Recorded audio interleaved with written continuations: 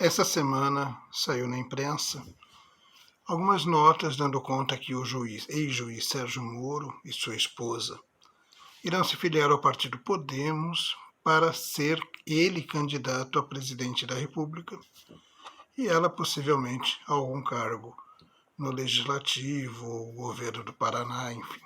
Bom, o que mexe no jogo político sucessório a entrada de Sérgio Moro. Para Lula, acho que não muda nada. Aliás, Lula é um político experiente e liderando as pesquisas há um ano da eleição, um homem que já ganhou e já perdeu várias eleições, está jogando na defensiva, né? Você não vê nem o Lula atacando muito o governo, atacando muito o Bolsonaro, está jogando parado, esperando a coisa, eu acho que se ajeitar mais para entrar com o time dele em campo. O que Lula está fazendo são articulações, conversas para atrair políticos e partidos para uma aliança eleitoral. Moro entra no jogo e acho que não é bom para o presidente Bolsonaro. Muita gente que votou em Bolsonaro votou influenciado pela Lava Jato e votou no antipetismo. Se Bolsonaro hoje, de alguma forma ainda simboliza o antipetismo, ele vai ter que dividir isso com o Sérgio Moro e até mais, porque houve um rompimento entre os dois no início da pandemia, né? E algumas atitudes na política de Bolsonaro têm desagradado parte do seu eleitorado, do seu antigo eleitorado. Esse eleitorado que, na verdade, voltaria a votar em Bolsonaro ou manteria-se fiel a Bolsonaro no segundo turno contra Lula. Por quê? Porque é um eleitorado substancialmente antipetista. Eleitorado antipetista nunca elegeu ninguém desde a vitória de Lula de 2002. Bolsonaro ganhou porque conseguiu manter esse eleitorado antipetista e ser ele, Bolsonaro, catalisador de uma esperança de uma gestão diferente, honesta e que trouxesse ao país mais tranquilidade no sentido de segurança pública, uma série de coisas, e na verdade a realidade não se mostrou favorável às ações do governo. Fora isso, Bolsonaro ainda mantém um razoável patamar de aprovação, de aprovação do governo não, de aprovação pessoal.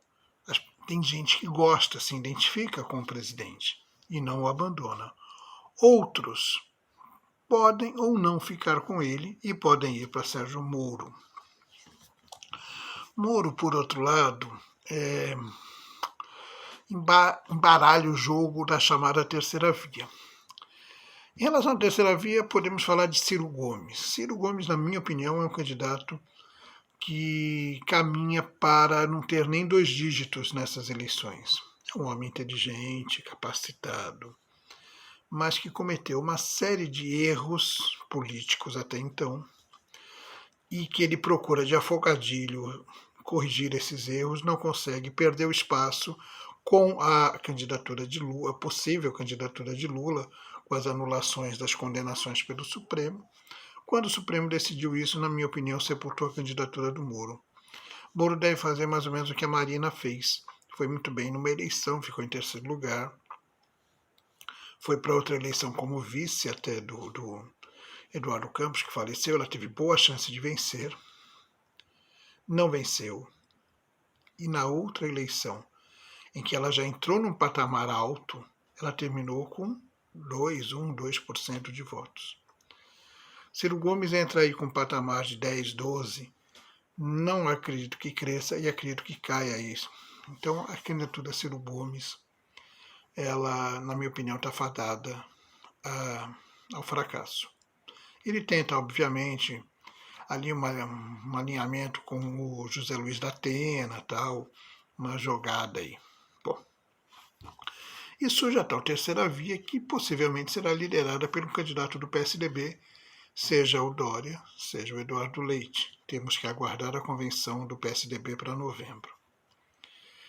E aí, sendo ele escolhido, esse candidato, ele vai ter que buscar esses apoios para fechar uma aliança. E aí ele teria que buscar Sérgio Moro, eu estou falando ele, ou Dória, ou Leite, para uma composição. Isso é possível? Moro ser vice? Ou ele serem vice de Sérgio Moro? Até porque Sérgio Moro também é olhado com antipatia por parte dos políticos, né? Dos agentes políticos brasileiros, de alguns partidos. Por exemplo, Arthur Lira, que é hoje aliado de Bolsonaro, já foi aliado de Lula, assim como Ciro Nogueira, tem enorme antipatia pelo Sérgio Moro. Eles não estarão com Sérgio Moro, obviamente, porque se eles não estiverem com Bolsonaro, estarão com Lula. Né? Não estariam nessa terceira via. Mas muitos que ali estão, nessa chamada terceira via, talvez torçam o nariz aí para Sérgio Moro. Então a gente tem que aguardar, né? Aguardar o desenrolar. Novembro é um mês interessante, porque vai ter a confirmação dessa filiação de Moro e a convenção do PSDB.